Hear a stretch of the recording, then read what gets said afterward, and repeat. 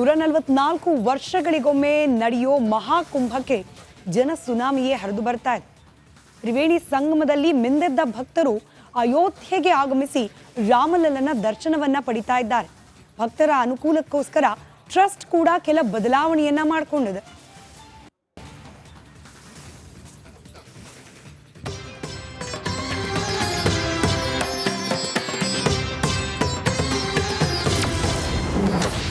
ಮಹಾಕುಂಭಮೇಳದಿಂದ ಅಯೋಧ್ಯೆಯಲ್ಲಿ ಜನಸಾಗರ. ಪ್ರಭು ಶ್ರೀರಾಮನ ದರ್ಶನದ ಅವಧಿ 2 ಗಂಟೆ ಹೆಚ್ಚಳ. ಭವ್ಯವಾದ ರಾಮ ಮಂದಿರದಲ್ಲಿ ಪ್ರಭು ಶ್ರೀರಾಮ ವಿರಾಜಮಾನವಾದ ಬಳಿಕ ನಡೆಯುತ್ತಿರೋ ಮೊದಲನೇ ಕುಂಭಮೇಳ ಇದು. ಪ್ರಯಾಗರಾಜ್ನ ತ್ರಿವೇಣಿ ಸಂಗಮದಲ್ಲಿ ಮಿಂದೆದ್ದ ಕೋಟ್ಯಾಂತರ ಭಕ್ತರು ಅಯೋಧ್ಯೆಗೆ ಆಗಮಿಸಿ ಬಾಲರಾಮನ ದರ್ಶನ ಪಡೆದಿದ್ದಾರೆ.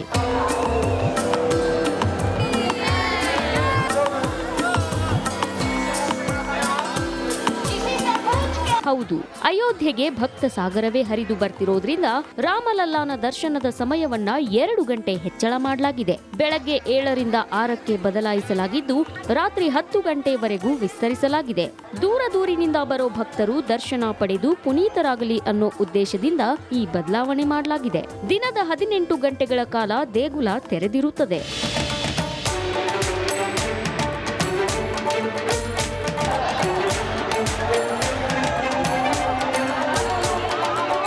ಇನ್ನು ಪ್ರಭು ಶ್ರೀರಾಮನಿಗೆ ಯಾವ್ಯಾವ ಸಮಯದಲ್ಲಿ ವಿಶೇಷ ಪೂಜೆ ಅಲಂಕಾರ ನಡೆಯುತ್ತೆ ಅಂತ ನೋಡೋದಾದ್ರೆ,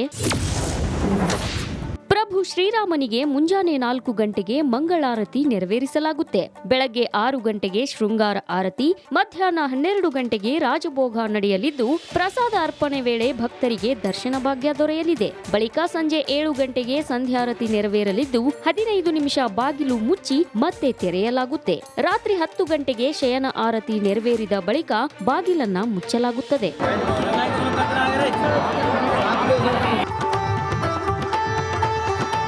ಅಯೋಧ್ಯೆ ಮಂದಿರ ನಿರ್ಮಾಣದ ಉಸ್ತುವಾರಿ ಗೋಪಾಲ್ಜಿ ರಿಪಬ್ಲಿಕ್ ಕನ್ನಡಕ್ಕೆ ಮಾಹಿತಿ ನೀಡಿದ್ದಾರೆ. ಅಯೋಧ್ಯೆಗೆ ಬರೋ ಭಕ್ತರ ಅನುಕೂಲಕ್ಕಾಗಿ ಏನೆಲ್ಲ ವ್ಯವಸ್ಥೆ ಮಾಡಿದೆ ಅನ್ನೋದ್ರ ಬಗ್ಗೆ ವಿವರಿಸಿದ್ದಾರೆ. ಪ್ರತಿನಿತ್ಯ 3 ಲಕ್ಷ, 3.5 ಲಕ್ಷ, 4 ಲಕ್ಷ ಈ ರೀತಿ ಜನರ ದರ್ಶನ ನಡೀತಾ ಇದೆ.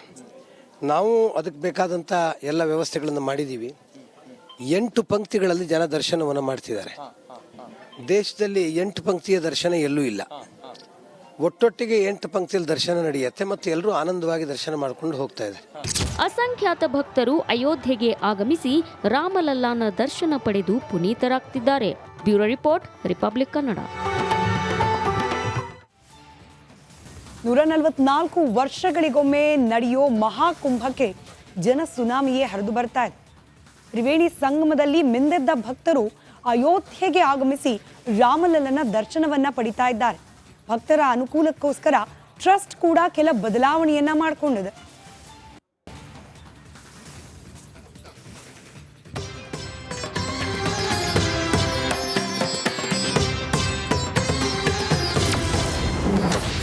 ಮಹಾಕುಂಭಮೇಳದಿಂದ ಅಯೋಧ್ಯೆಯಲ್ಲಿ ಜನಸಾಗರ. ಪ್ರಭು ಶ್ರೀರಾಮನ ದರ್ಶನದ ಅವಧಿ 2 ಗಂಟೆ ಹೆಚ್ಚಳ. ಭವ್ಯವಾದ ರಾಮ ಮಂದಿರದಲ್ಲಿ ಪ್ರಭು ಶ್ರೀರಾಮ ವಿರಾಜಮಾನವಾದ ಬಳಿಕ ನಡೆಯುತ್ತಿರೋ ಮೊದಲನೇ ಕುಂಭಮೇಳ ಇದು. ಪ್ರಯಾಗರಾಜ್ನ ತ್ರಿವೇಣಿ ಸಂಗಮದಲ್ಲಿ ಮಿಂದೆದ್ದ ಕೋಟ್ಯಾಂತರ ಭಕ್ತರು ಅಯೋಧ್ಯೆಗೆ ಆಗಮಿಸಿ ಬಾಲರಾಮನ ದರ್ಶನ ಪಡೆದಿದ್ದಾರೆ.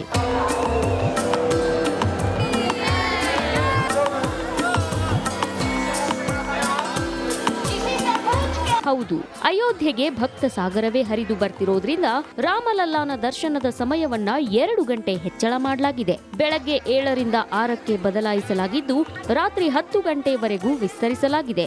ದೂರದೂರಿನಿಂದ ಬರೋ ಭಕ್ತರು ದರ್ಶನ ಪಡೆದು ಪುನೀತರಾಗಲಿ ಅನ್ನೋ ಉದ್ದೇಶದಿಂದ ಈ ಬದಲಾವಣೆ ಮಾಡಲಾಗಿದೆ. ದಿನದ 18 ಗಂಟೆಗಳ ಕಾಲ ದೇಗುಲ ತೆರೆದಿರುತ್ತದೆ.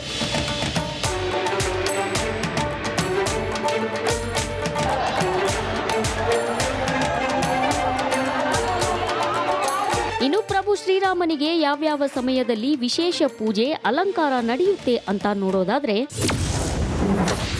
ಪ್ರಭು ಶ್ರೀರಾಮನಿಗೆ ಮುಂಜಾನೆ 4 ಗಂಟೆಗೆ ಮಂಗಳಾರತಿ ನೆರವೇರಿಸಲಾಗುತ್ತೆ. ಬೆಳಗ್ಗೆ 6 ಗಂಟೆಗೆ ಶೃಂಗಾರ ಆರತಿ, ಮಧ್ಯಾಹ್ನ 12 ಗಂಟೆಗೆ ರಾಜಭೋಗ ನಡೆಯಲಿದ್ದು, ಪ್ರಸಾದ ಅರ್ಪಣೆ ವೇಳೆ ಭಕ್ತರಿಗೆ ದರ್ಶನ ಭಾಗ್ಯ ದೊರೆಯಲಿದೆ. ಬಳಿಕ ಸಂಜೆ 7 ಗಂಟೆಗೆ ಸಂಧ್ಯಾರತಿ ನೆರವೇರಲಿದ್ದು, 15 ನಿಮಿಷ ಬಾಗಿಲು ಮುಚ್ಚಿ ಮತ್ತೆ ತೆರೆಯಲಾಗುತ್ತೆ. ರಾತ್ರಿ 10 ಗಂಟೆಗೆ ಶಯನ ಆರತಿ ನೆರವೇರಿದ ಬಳಿಕ ಬಾಗಿಲನ್ನ ಮುಚ್ಚಲಾಗುತ್ತದೆ.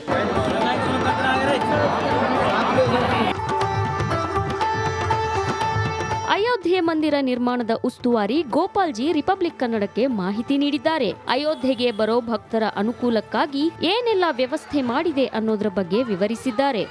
ಪ್ರತಿನಿತ್ಯ 3 ಲಕ್ಷ, 3.5 ಲಕ್ಷ, 4 ಲಕ್ಷ ಈ ರೀತಿ ಜನರ ದರ್ಶನ ನಡೀತಾ ಇದೆ. ನಾವು ಅದಕ್ಕೆ ಬೇಕಾದಂಥ ಎಲ್ಲ ವ್ಯವಸ್ಥೆಗಳನ್ನು ಮಾಡಿದ್ದೀವಿ. 8 ಪಂಕ್ತಿಗಳಲ್ಲಿ ಜನ ದರ್ಶನವನ್ನು ಮಾಡ್ತಿದ್ದಾರೆ. ದೇಶದಲ್ಲಿ 8 ಪಂಕ್ತಿಯ ದರ್ಶನ ಎಲ್ಲೂ ಇಲ್ಲ. ಒಟ್ಟೊಟ್ಟಿಗೆ 8 ಪಂಕ್ತಿಯಲ್ಲಿ ದರ್ಶನ ನಡೆಯುತ್ತೆ ಮತ್ತು ಎಲ್ಲರೂ ಆನಂದವಾಗಿ ದರ್ಶನ ಮಾಡಿಕೊಂಡು ಹೋಗ್ತಾ ಇದ್ದಾರೆ. ಅಸಂಖ್ಯಾತ ಭಕ್ತರು ಅಯೋಧ್ಯೆಗೆ ಆಗಮಿಸಿ ರಾಮಲಲ್ಲಾನ ದರ್ಶನ ಪಡೆದು ಪುನೀತರಾಗ್ತಿದ್ದಾರೆ. Bureau report, Republic Kannada. 144 ವರ್ಷಗಳಿಗೊಮ್ಮೆ ನಡೆಯೋ ಮಹಾಕುಂಭಕ್ಕೆ ಜನ ಸುನಾಮಿಯೇ ಹರಿದು ಬರ್ತಾ ಇದೆ. ತ್ರಿವೇಣಿ ಸಂಗಮದಲ್ಲಿ ಮಿಂದೆದ್ದ ಭಕ್ತರು ಅಯೋಧ್ಯೆಗೆ ಆಗಮಿಸಿ ರಾಮಲಲ್ಲನ ದರ್ಶನವನ್ನ ಪಡಿತಾ ಇದ್ದಾರೆ. ಭಕ್ತರ ಅನುಕೂಲಕ್ಕೋಸ್ಕರ ಟ್ರಸ್ಟ್ ಕೂಡ ಕೆಲ ಬದಲಾವಣೆಯನ್ನ ಮಾಡಿಕೊಂಡಿದೆ.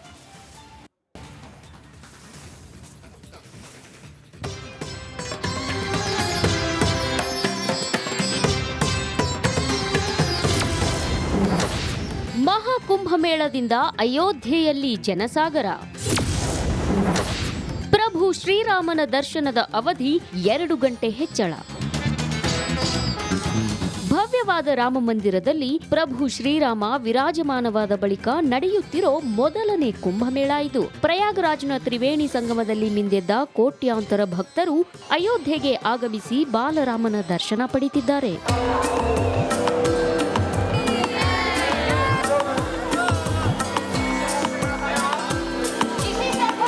ಹೌದು, ಅಯೋಧ್ಯೆಗೆ ಭಕ್ತ ಸಾಗರವೇ ಹರಿದು ಬರ್ತಿರೋದ್ರಿಂದ ರಾಮಲಲ್ಲಾನ ದರ್ಶನದ ಸಮಯವನ್ನ 2 ಗಂಟೆ ಹೆಚ್ಚಳ ಮಾಡಲಾಗಿದೆ. ಬೆಳಗ್ಗೆ 7ರಿಂದ 6ಕ್ಕೆ ಬದಲಾಯಿಸಲಾಗಿದ್ದು, ರಾತ್ರಿ 10 ಗಂಟೆವರೆಗೂ ವಿಸ್ತರಿಸಲಾಗಿದೆ. ದೂರದೂರಿನಿಂದ ಬರೋ ಭಕ್ತರು ದರ್ಶನ ಪಡೆದು ಪುನೀತರಾಗಲಿ ಅನ್ನೋ ಉದ್ದೇಶದಿಂದ ಈ ಬದಲಾವಣೆ ಮಾಡಲಾಗಿದೆ. ದಿನದ 18 ಗಂಟೆಗಳ ಕಾಲ ದೇಗುಲ ತೆರೆದಿರುತ್ತದೆ.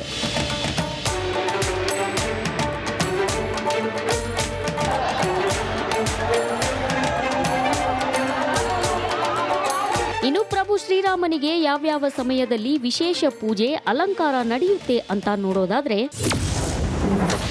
ಪ್ರಭು ಶ್ರೀರಾಮನಿಗೆ ಮುಂಜಾನೆ 4 ಗಂಟೆಗೆ ಮಂಗಳಾರತಿ ನೆರವೇರಿಸಲಾಗುತ್ತೆ. ಬೆಳಗ್ಗೆ 6 ಗಂಟೆಗೆ ಶೃಂಗಾರ ಆರತಿ, ಮಧ್ಯಾಹ್ನ 12 ಗಂಟೆಗೆ ರಾಜಭೋಗ ನಡೆಯಲಿದ್ದು, ಪ್ರಸಾದ ಅರ್ಪಣೆ ವೇಳೆ ಭಕ್ತರಿಗೆ ದರ್ಶನ ಭಾಗ್ಯ ದೊರೆಯಲಿದೆ. ಬಳಿಕ ಸಂಜೆ 7 ಗಂಟೆಗೆ ಸಂಧ್ಯಾರತಿ ನೆರವೇರಲಿದ್ದು, 15 ನಿಮಿಷ ಬಾಗಿಲು ಮುಚ್ಚಿ ಮತ್ತೆ ತೆರೆಯಲಾಗುತ್ತೆ.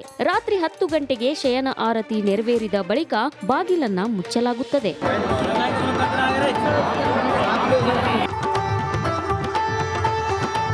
ಅಯೋಧ್ಯೆ ಮಂದಿರ ನಿರ್ಮಾಣದ ಉಸ್ತುವಾರಿ ಗೋಪಾಲ್ಜಿ ರಿಪಬ್ಲಿಕ್ ಕನ್ನಡಕ್ಕೆ ಮಾಹಿತಿ ನೀಡಿದ್ದಾರೆ. ಅಯೋಧ್ಯೆಗೆ ಬರೋ ಭಕ್ತರ ಅನುಕೂಲಕ್ಕಾಗಿ ಏನೆಲ್ಲ ವ್ಯವಸ್ಥೆ ಮಾಡಿದೆ ಅನ್ನೋದ್ರ ಬಗ್ಗೆ ವಿವರಿಸಿದ್ದಾರೆ. ಪ್ರತಿನಿತ್ಯ 3 ಲಕ್ಷ, 3.5 ಲಕ್ಷ, 4 ಲಕ್ಷ ಈ ರೀತಿ ಜನರ ದರ್ಶನ ನಡೀತಾ ಇದೆ. ನಾವು ಅದಕ್ಕೆ ಬೇಕಾದಂಥ ಎಲ್ಲ ವ್ಯವಸ್ಥೆಗಳನ್ನು ಮಾಡಿದ್ದೀವಿ.